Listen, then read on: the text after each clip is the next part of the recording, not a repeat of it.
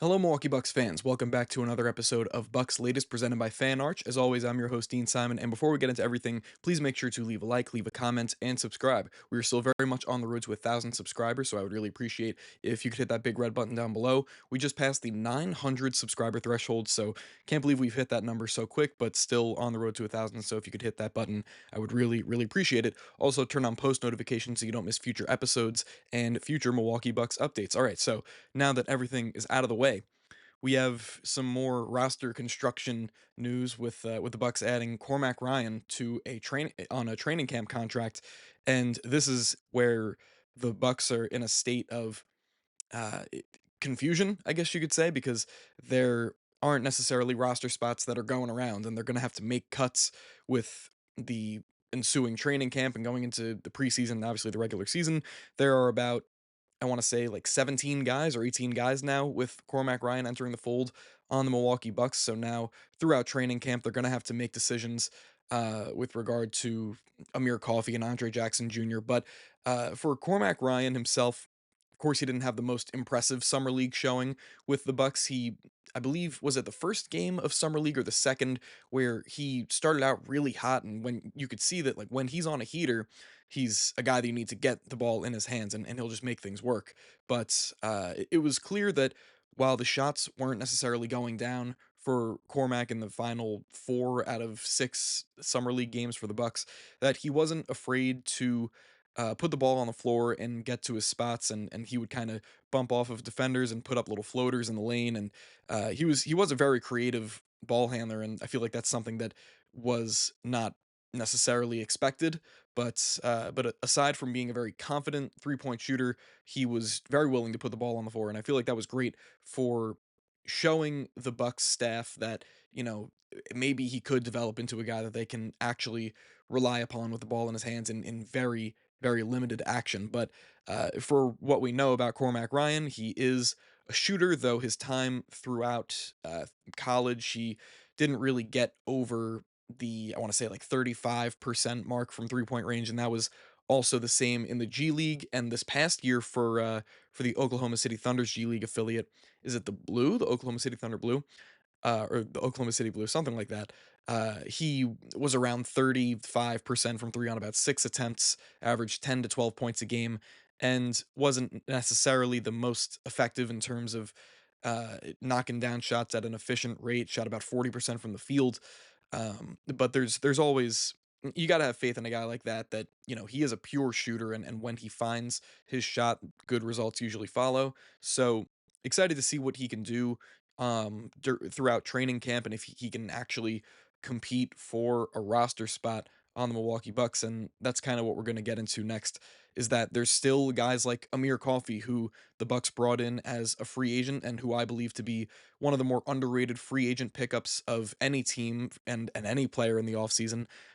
So they're going to have to really decide whether they want to keep Amir Coffey. Of course, you would think that that's more of a guarantee than anything, but that now Cormac Ryan's going to be going against guys like Andre Jackson Jr. and Chris Livingston, though he's more of a guarantee too, and Tyler Smith and some of the guys that are on the G League squad. So nothing's really guaranteed necessarily for Cormac Ryan. I feel like this was kind of, they're just taking a flyer on him, and if he does impress them throughout training camp, maybe there's a chance that he does get in somehow as the 15th man on the roster, but that would lead to the Bucks making a lot of really unexpected cuts, and would likely have to involve, because as we know, Thanasis Antetokounmpo's back, so that there goes another roster spot. So that leaves Cormac Ryan, Andre Jackson Jr., Amir Coffey, guys like Chris Livingston, and again the G League guys like Bouye and Pete Nance, that are competing for the last spot on the roster, or the last two spots on the roster essentially. So there's going to be a lot of really unexpected twists and turns that training camp is going to bring, and we don't really know the Bucks front office's main view of how they imagine training camp is going to go, and which players are really going to stand out. But if I had to take a guess, even though it's going to be a lot more competitive, guys like Amir Coffey, and I'm a little bit less confident in Andre Jackson Jr., but I feel like Ajax, if anything, it's just because he's been there before. He's had a couple years under his belt now, that it would be those two guys that get in with like the last two spots on the roster, and that Cormac Ryan, while it is fun to take a shot on him and kind of bank on him having a successful training camp, it really might not come to fruition. I don't and that's not to say that he's a bad player by any stretch. I feel like he's a very serviceable guy, but not he just might not make the cut in this instance because it's just so unbelievably competitive for guys that are trying to make that last spot on the roster. But speaking of guys that aren't going to be competing for the last spot on the roster and guys that are going to be expected to basically be the second best player on this team behind Giannis Antetokounmpo is Myles Turner. And ESPN's Chris Herring came out with a couple of comments about Miles and his impact, especially in the postseason, and the fact that, of course, the Bucks are going to rely on him being their second best player, which is not really something that you would expect. You wouldn't expect a team with Miles Turner being the second guy in the pecking order to be competitive, but the fit with Giannis could really take them to another level. But Chris Herring said Turner was once a perennial Defensive Player of the Year candidate and still carries a good reputation on that end as a rim protector, along with his floor spacing ability. All of his skills will be necessary to help elevate Giannis Antetokounmpo and the Bucks beyond the first round, which they failed to do since 2022. And there were some other writers that I saw that were really depending on Myles Turner to be the difference between a first round exit and a potential deep postseason run, potentially an Eastern Conference Finals run. And I don't think it's out of the realm of possibility to think that. I feel like at his best, Myles Turner does have the capability of being maybe a tertiary guy on a championship contending team like he was with the Indiana Pacers this past year alongside Halliburton and Pascal Siakam. He was the perfect number three option. But for a team like the Milwaukee Bucks, where he's going to be making this amazing defensive front court pair with Giannis, he could have a real shot at making this team a true competitor in the Eastern Conference. And it's going to be through great three-point shooting and getting back to that defensive player of the year caliber defense that he has shown in many seasons of he's already entering, is it year 10 already or year 11, which is amazing that the time has flown by like that. But he's shown that he has potential to be one of the best rim protectors in the entire NBA.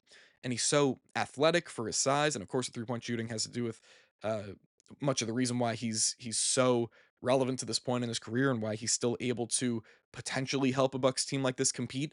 And it's not necessarily crazy to think that if he does elevate back to a level where, let's say, he was in his third or fourth year with the Pacers, where he was really blocking shots and getting out and running on the other end and just being a monster on both ends of the floor while knocking down 40% of his threes, there's a chance that he could really, when paired with Giannis, make this team a true competitor. And for all the people that are saying that it's crazy to rely on him to be the second best player, you know what? Maybe I agree to a certain point, but we can't act like Myles Turner hasn't been one of the more underrated players in the entire NBA over the past 7 to 8 years, and that I'm very excited that he's a part of the Milwaukee Bucks as many will come to realize. But now we're going to close this off with former Bucks owner Mark Lazary, who sold the team in 2023, unless I'm getting my years mixed up. I believe it was 2023. He reacted to the whole Steve Ballmer, Clippers, Kawhi Leonard aspiration, ongoing investigation that has to do with Kawhi allegedly helping, or not helping the Clippers, but the Clippers circumventing the salary cap to give Kawhi allegedly an extra $28 million dollars or some large sum of money.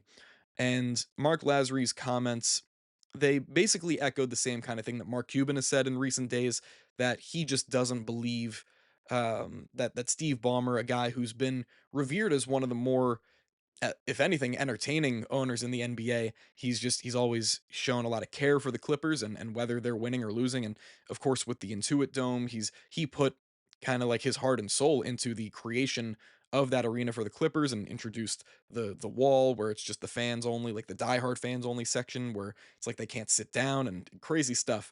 So he's obviously shown an incredible commitment to the team. And Mark Lazary's echoing the point that basically Steve Ballmer's not stupid enough to fall to, like, to make a mistake of that nature to get scammed, or the belief is that he was scammed by this company Aspiration, and that's how this whole thing went down.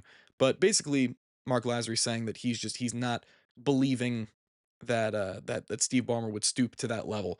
And the actual quote that he gave to CNBC in an interview was, "It's not something I would ever believe. I've always found him to follow the rules and do what's right. In the NBA, everybody knows the rules. You follow it, and it's because you know that if you don't, you're just going to get in a lot of trouble. I think it's probably a lot of smoke, but I don't think there's much there." Essentially the same kind of thing that Mark Cuban has said, who really came out to defend Steve Ballmer in the wake of this whole thing, and he actually appeared on the Pablo Torre podcast to kind of give his opinion on why Steve Ballmer just wouldn't be the type of owner to do something like this. And they did say a lot of the same things, to like, it was like to the decimal point kind of, because Mark Cuban had also said that, the all of the owners know the rules and they abide by the rules, they do everything they can to abide by the rules, and that it would be unlike Steve Ballmer, who is by far, I believe, the richest owner in the NBA and one of the richest people in the world, that he would try to figure out some kind of way to circumvent the cap and to cheat the game and to cheat the league.